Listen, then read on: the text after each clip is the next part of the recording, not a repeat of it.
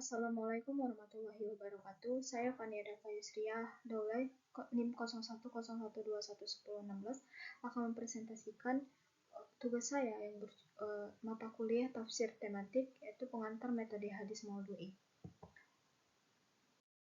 Yang pertama, pengertian hadis secara harfiah, yaitu berarti perkataan atau percakapan. Dalam terminologi Islam, istilah hadis berarti melaporkan atau mencatat sebuah pernyataan dan tingkah laku dari Nabi Muhammad. Pengantar metode memahami hadis, cara yang ditempuh seseorang untuk memahami hadis, yaitu metodologi pemahaman, diartikan teknik interpretasi yang dibagi menjadi interpretasi tekstual, kontekstual, dan intertekstual.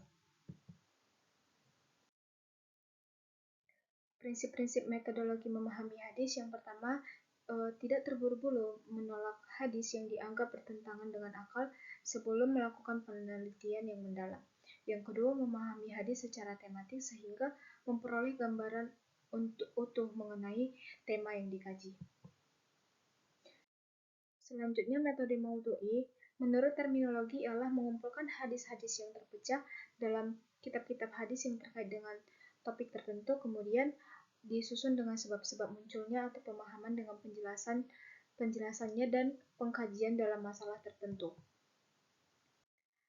Selanjutnya, pengertian hadis maudhu'i menurut para ahli. Yang pertama, menurut Mustafa Muslim, yaitu hadis merupakan mengumpulkan ayat-ayat yang bertebaran dalam Al-Quran atau hadis-hadis yang bertebaran dalam kitab-kitab yang terkait dengan topik tertentu atau tujuan tertentu.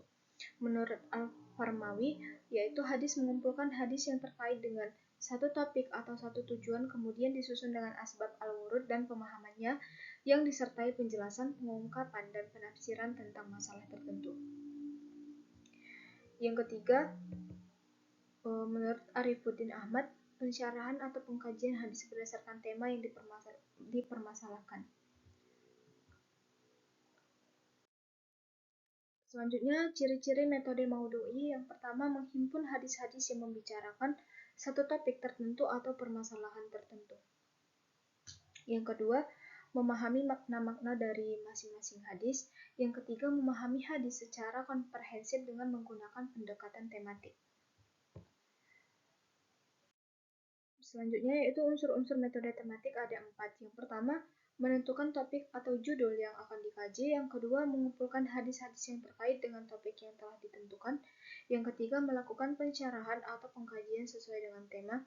Dan yang keempat, memahami hadis secara komprehensif dengan menggunakan pendekatan tematik. Selanjutnya, yaitu kelebihan metode maudhu'i. Yang pertama, memperlihatkan keragaman lafal atau redaksi-redaksi yang beragam. Yang kedua, dapat menemukan makna jami' atau kulli dari sejumlah hadis. Yang ketiga, membuat pemahaman menjadi utuh. Yang terakhir yaitu kekurangan metode maudhu'i.